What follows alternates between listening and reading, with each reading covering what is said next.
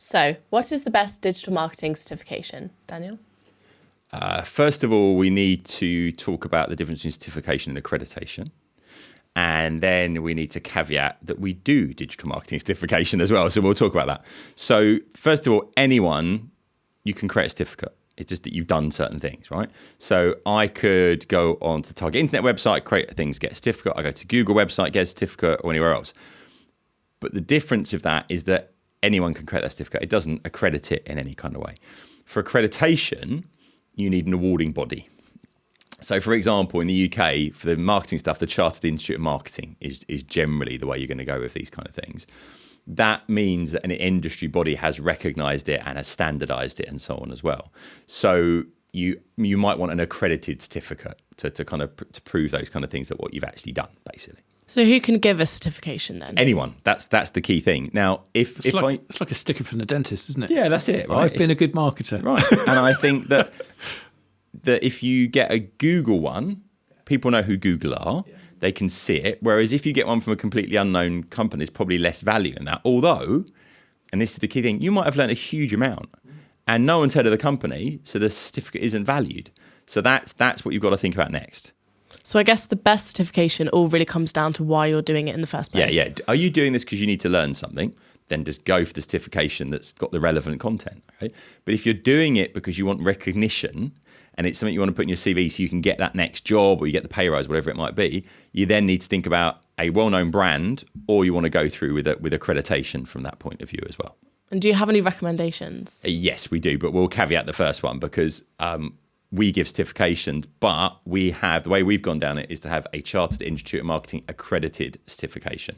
So kind of hopefully the best of both worlds, where you've got that really up-to-date content, but you've got that accreditation against it as well. So targetinternet.com, you can get that. The Chartered Institute of Marketing themselves have lots of different levels of qualifications that they do as well.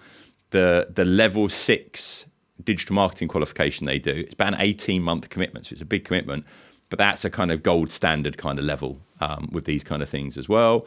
The Open University are doing more and more stuff in this space as well. We've worked with them building some e-learnings. We've done stuff around digital marketing, digital transformation, and so on as well. So it's really worth looking at what they've done.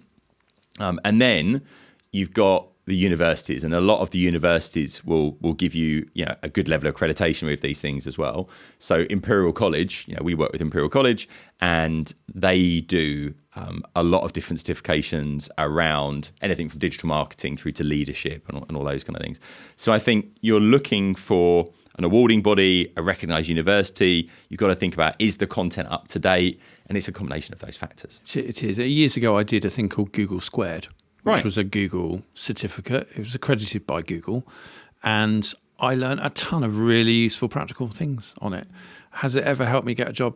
No, I don't think so. It's kind of, but the information that I gained from it and the learning and the hoops that I jumped through and the way they got me to think about things differently, massively, massively helpful. And I think, if you could find something like that it's got accreditation by a recognised brand within the industry, that carries some weight. But something like that, which was like an intensive 3-month course, That was it. like it's nothing in comparison to something by an actual university or something accredited by the CIM. There's just it gives it a whole new kind of meaning, a level of seriousness, and it becomes a common and understood currency that any employer would recognise, because they know, actually that's a tough one. That's quite impressive. And I think that's it. You've got to decide how this is going to fit into your life as well.